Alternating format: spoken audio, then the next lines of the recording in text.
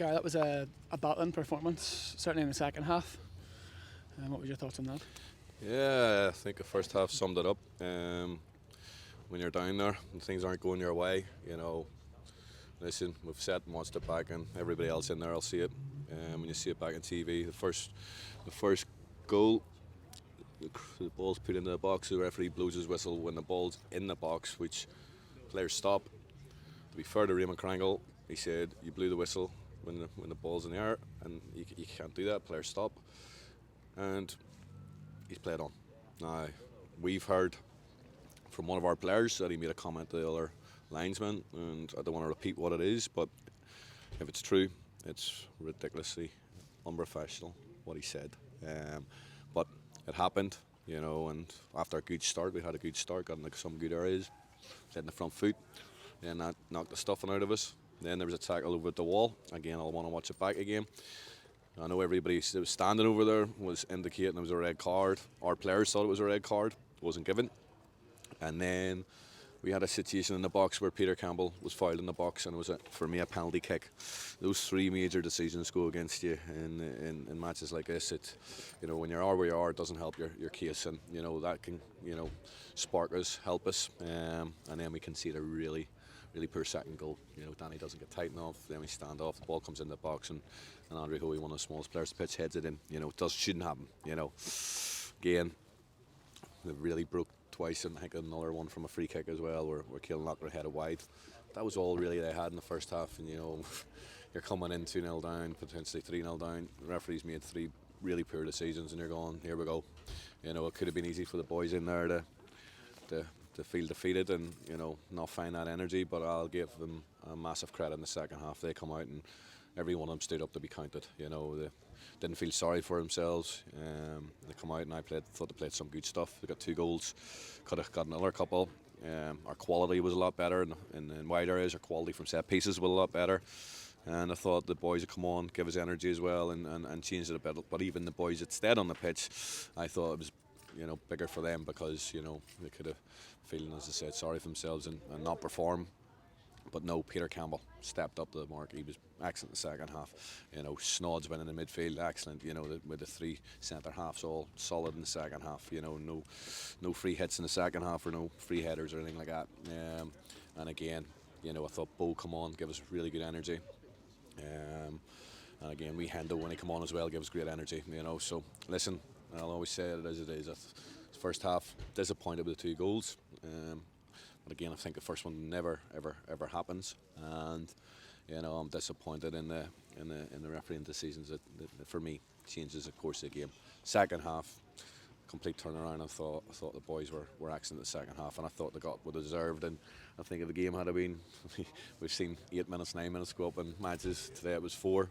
I think if it had went on another few minutes, we potentially might have snuck it. But listen, after where we were at half time and with the referee in decisions and the fact that was happening on the players in the change rooms, I'll take it. And as I say, that's a positive to build from our second half.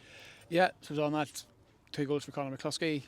He looked very sharp when he came on, and the intensity was certainly there, and it's good to see him back, the fitness as well. Yeah, and he's still not anywhere near full fitness. Like, he didn't train on Wednesday night, that's why he didn't start the game. He's just coming back, so he's not at the levels we've seen last Saturday.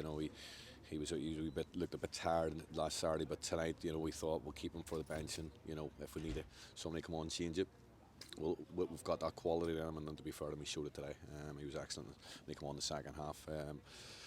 Again, that's what he gives us. He gets us quality, and when Connor's on his game like that, we know we've got a very good player. But again, he still needs matches. He still needs fitness to get up to where he can be. Again, that's a big thing with Connor. He needs to be at the top of his game, sharp, to get the best out of him. And hopefully over the next few weeks we can get him there and start building his minutes and hopefully get him to where we know we can get him to. Looking forward then, next week we've got, I suppose, at this stage, a fairly big game against Ballymena. Before tonight it was ourselves and them, no points. Probably not what you'd expect from a Premiership season. Usually ourselves and Ballymena are at least mid-table. So it becomes a fairly big game this early in the season. What are your thoughts going into that? Unfortunately, people need to get a reality check this year. Unfortunately, Ballymena and Glenavon aren't in the market for the same players as we were before. You know, we can't compete with the other clubs, and people saying about Jim going in there, new manager going in there. But if you don't have finances, you can't compete for the better players that are going to improve you as a team. You know, and that's just where it is. And we're spending 8-9 hours a day on the phone trying to bring players in. You know, we're talking to players at other clubs, and you're a million miles away. We spoke to one player in particular, and he's at a part-time club, and we try to bring him in, and he's in 650 quid a week, 52 weeks a year. You know, I'm not going to name a player. I wouldn't do that or disrespect the club, but you know, we thought that's somebody that can improve us, and you know, we're not going to get anywhere close to that, and it's hard because those players that are in the top 6 sides, you know, if they're not playing or whatever, then it's another thing that they have to take a massive wage cut, which people aren't going to do in this day and age with the mortgage situation, the electric bills, everything's gone up, the food prices have went up, and it's hard times. So when players are looking to move and play football, the finances unfortunately nowadays come into it as well. But we're hoping. I'm not saying definite, but we're definitely working on things to try and bring in a player or two this week. If it happens, we're certainly trying, but. Again, it'll be difficult, and as I said, hopefully, fingers crossed, we can do something. We did bring in Colin O'Pong. You know, he's in training with Clifton. He's been over at Ipswich and Salford. He's a young striker. We haven't got to see much of him yet. We've seen him in 2 training sessions, but you know, we've brought him in. He's got attributes. He's big. He's powerful. He's quick. You know, and again, we'll get him a game in the 20s and have a look at him on Monday night. And you know, because as I say, we're always looking to add. Like we've been looking to add from the end of the season, from last January. We've been looking to add players, and unfortunately, you know, there's a very, very, very dry market out there for what we are able to pay and the transfer fees that we were able to pay.